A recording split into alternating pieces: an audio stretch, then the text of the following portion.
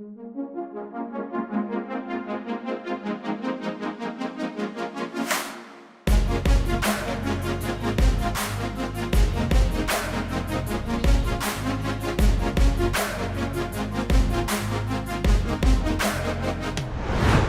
you create a house or apartment, even for free, I challenge you, give a northeast toilet, give a northeast kitchen, and ask them to buy. They will not buy.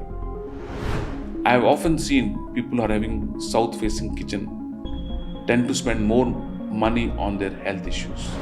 Give us 3 tips which needs to be followed by everyone with regards to each spaces. Welcome everyone. I'm Kajal Soni, bringing over 6 years of design expertise to your spaces. And today I am thrilled to have an esteemed guest joining us, Dr. Ravi Rao, a renowned Vastu practitioner and astrologer with nearly 30 years of international experience. Hello and welcome, Dr. Rao. Dr. Rao, how are you doing today? Hi, nice meeting you. So before we begin, I have a very quick question. So Vastu Shastra, everyone knows in general ki kya hai, kaisa hai. But very few people know about the science behind it. There are still a lot of people who think it's a superstition. So can you explain us what is the basis of this ancient wisdom? Like, what is the significance of this? So, Vastu is nothing but dealing with nature, adjusting the nature in your favor for your better results. Like we are shooting something, we need sound, we need light, we need equipment, 3-4 components. Similarly, for any action that you want to do in life, you need 5 elements, which are called Panchabhutas. The Vastu is a blend of those things in any residential place or a commercial place.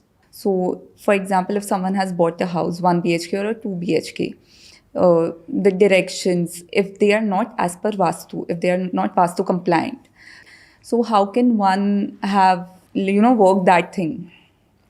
Vastu only says, use the right material wherever you live, in whichever format you live, more harmonious to you.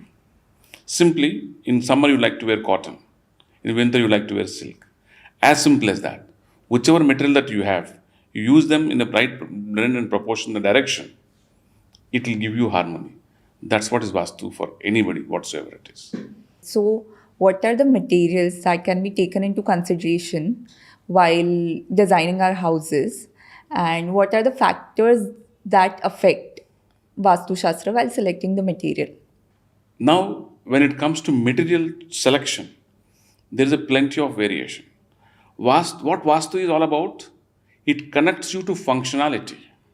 If you say kitchen, there is a certain amount of colors and material.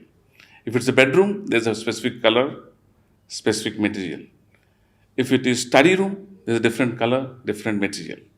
We have plenty of abundance of opportunities and material and creativity. If you say, I'm making a restaurant, we know there's a public area, private areas, cooking areas. If you say residence, there is a living room, drawing room, dining room, kitchen. So once you have those definitions right, it's easy to play with Vastu, and it's a very blessing. If you follow Vastu knowingly, unknowingly, it will take you to the next level. So basically, zoning is very important. Very important. Functionality of the space and how the flow of the space is. Yes. As you mentioned that we can use certain set of colors or material for any space. Can you give us any example for the audience to understand better? So if you want me to put the best practices, I've always been recommending natural material. It's not that I like natural material. I like any material, whatever goes with your budget. But if it serves the purpose and if it enhances the Vastu and the results are good, they'll follow naturally. So, if you want me to give an example, the lowest is laminate. Okay. No laminates. The best one is veneer, which is a wood pulp. The best one is the wood, which is naturally by itself. If in the case of furnishing surfaces, layouts and other things. Surfaces. If it is floor, again same thing. Stone is the best option. Tiles are not the best option. Again, if you say tiles option, again I'll say, if it is a commercial space where you don't sleep in the night, tiles are better option. Where you sleep in the night, which is normally homes, natural stones are better. So the houses come with certain set of material given by the builder already. For example, it's a tile floor, the bathrooms are already done, the kitchen is placed, the granite is already placed, and with the budget, even as designers, we would suggest to go for laminate. Or maybe we can try and use veneer somewhere in combination. In that case, what can one do? Like, they cannot redo the flooring, they cannot break the kitchen, they cannot, expand their budget. And that's like That they is are again, stuck. that's again put me into catch-22 situation. When do you introduce Vastu to yourself? After problem hitting you, then you go for a Vastu consultant, or Ideally, before. before you buy a house or something. Mostly in residential Vastu, what happens is it is the economic factor which drives the family. If they're economically not doing well, despite the best hard work is put up, our child is putting his best effort, is not able to get a result. That's where Vastu intervention normally comes into the picture. There are many cases where I would ask a child not to study in the study room, study somewhere else. Okay. So I can't change the material, I don't have the budget. But direction is in my hands, Right. book and lighting is in my hands. And I will say, okay, take a pillow and put a sheet and study. Okay. That way I would make sure that he get results.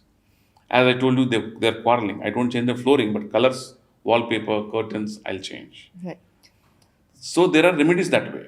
It's Vastu always gives way out for you. It's not that breaking is the only solution, I don't say. If you create a house or apartment, even for free, I challenge you, give a northeast toilet, give a northeast kitchen, and ask them to buy. They will not buy. They know that this is going to be a problem. Anyone who wants to buy a house, no matter what is the budget, even if it is affordable housing, follow this golden rule. 30 marks you give it to the main entrance. Okay. 30 marks. 25 marks you give it to the master bedroom. So 50. 50.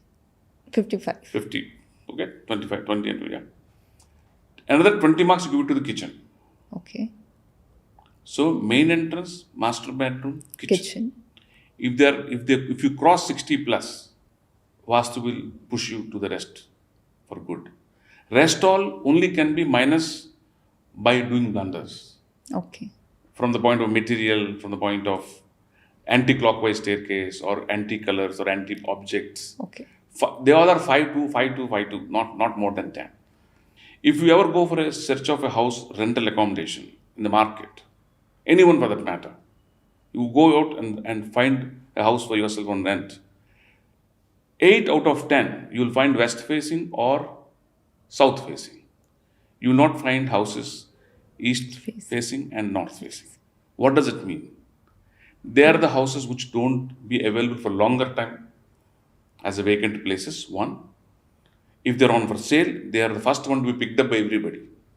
Because southwest air, southeast kitchen, once entrance is in right place, the house is already set. So I would see if you follow 55%, you should let them pass. If you can get 80%, nothing like it. If you have 100%, in 5 years' time, you'll have one more house to go. That is the promise Vastu can give you. Or they will go to a happier place or they go to a bigger place. A 2-bedroom person can go for a 4-bedroom house. That also we see. That's what is Vastu has been patronizing in the modern times. Okay. So also talking about, we have spoken about kitchen, and bedroom and the entrance. But what about the mandir? My clients, if I talk about me specifically, most of the clients, they first mention mandir have to be in the northeast corner. So that is a basic requirement every client comes up with.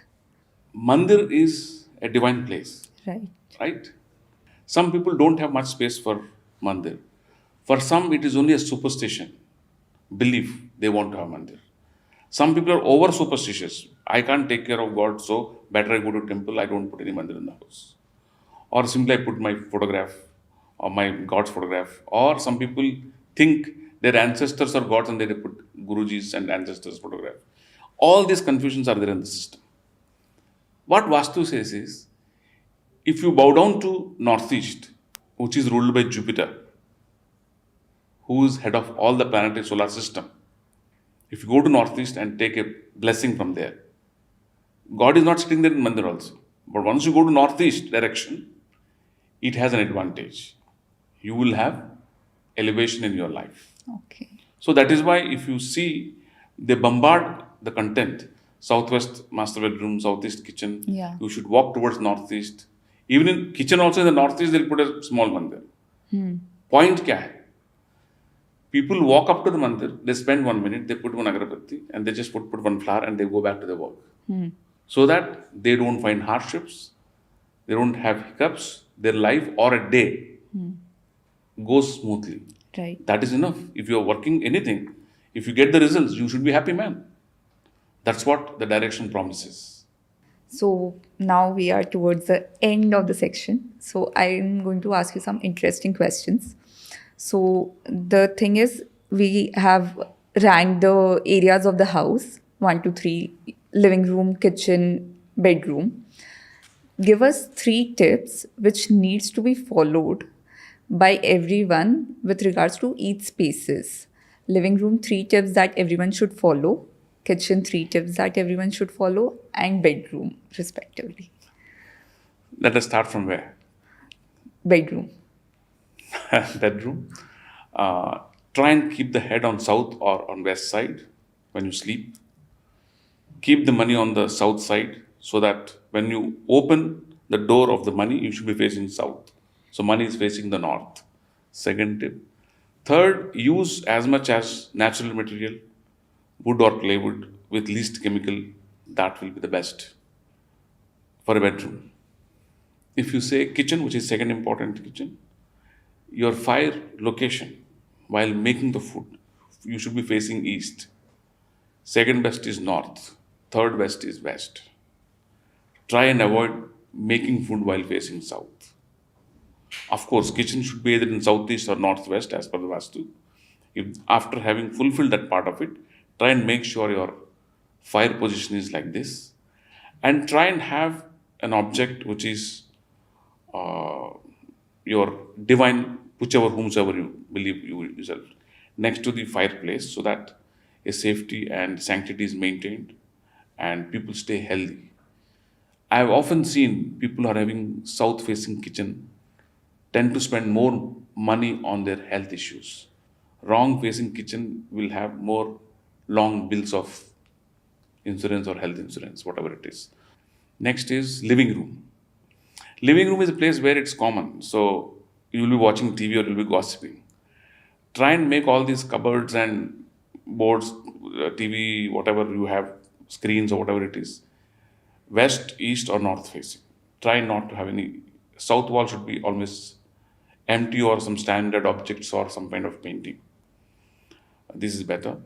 And if you're really making a house or making an office, the new trend in Vastu is good ceiling height. You see, beautiful ceiling height is there. So the higher the ceiling, the better is the Vastu. So to readers and to everybody, I tell them, if you want to really feel that, how do you find the place is good? If you go to any place, you see high ceiling, you sit there, you feel, oh, wow, it's very nice. That is the height of the magic of the height is that. The moment I say this, all the realtors will say, 10 feet ceiling is there. Why we can't make it 12? Because every floor you increase, one commercial floor they lose. So they try to give less ceiling. Nowadays, the trend is they try to give little higher ceiling, floor to ceiling. They charge more price. That is in trend. They are paying premium price for that. This is what we had in ancient time, chettinad houses, all these center courtyard houses. If you have that kind of double height, it brings immense luck and prosperity to you. Higher the ceiling, higher the prosperity. I think all of us are going to have a compass in our hand Yeah. and a measuring tape after we go to our houses now. You ask your neighbor to go away and break the floor and then go. But then I think with the new construction, you don't get that kind of ceiling height. But choices are there. Yeah. You could always make a choice. That's what I said, when you are asking somebody to make a house, you can give the specifications to the architect or a designer. Or builder is going to make the houses or a developer is going to make it. He knows. By giving 14 feet ceiling, I can charge premium, and people are there to buy it. Right. And that kind of luck will come to those people who wants to get prosperous. Actually, it's not the person who chooses the house. It is the house which chooses the person who should occupy and who should not occupy. There are many cases you buy a house, but you never stayed there. The house doesn't want the owner to come and stay there. That is also subject of Vastu.